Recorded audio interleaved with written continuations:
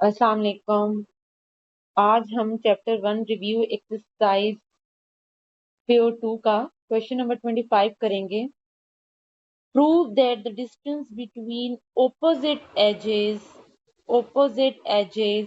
of a regular hexagon of side length under root 3 is the rational value। अच्छा, पहले हम थोड़ी explanation की तरफ जाएंगे। opposite edges, ठीक है, and regular hexagon mean equal side. जब आपको वर्ड रेगुलर आ जाता है इसका मतलब होता है इक्वल, ठीक है। रेगुलर शो करता है कि तमाम साइड्स इक्वल होंगी। हेक्सागोन की कितनी साइड्स होती हैं? 6 साइड्स। तो ये हेक्सागोन की जितनी भी साइड्स हैं वो क्या हैं? सब इक्वल हैं, ठीक है। ये सारी साइड्स क्या हैं? इक्वल है। ये वाली साइड्स हैं इनकी, ठीक है। ये आपने याद रखना है। अच्छा, अब इसमें क्या बताया गया है? उन्होंने कहा है कि इसकी जो एक साइड की लेंथ है, ये वाली, वो क्या है? Under root 3।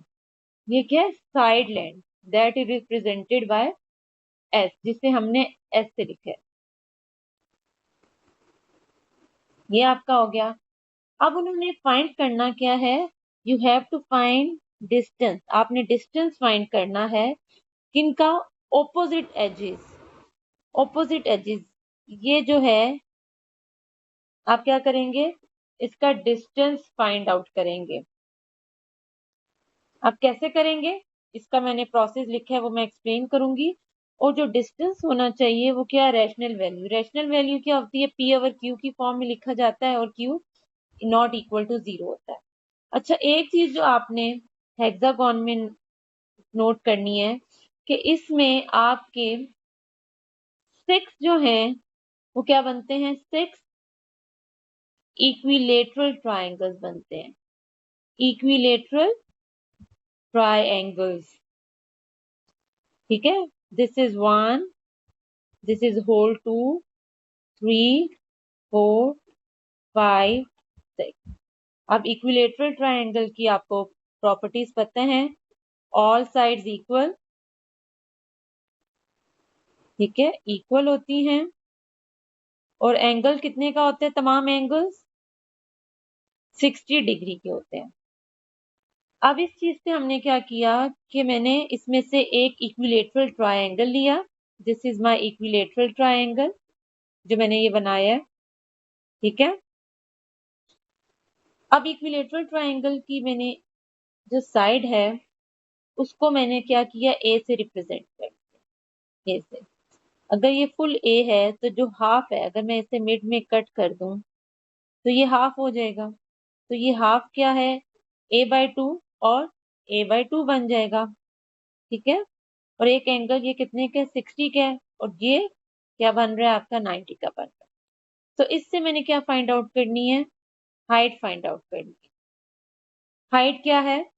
मैंने थ्योरम अप्लाई किया, ये थ्योरम आपको पता है। और इसमें ए स्क्वायर क्या हो जाएगा? Is equal to H square plus a/2 whole square. इसके थ्रू मैंने क्या फाइंड आउट कर लिया? एच, हाइट फाइंड कर ली, ये वाली। अब मुझे क्या करना है?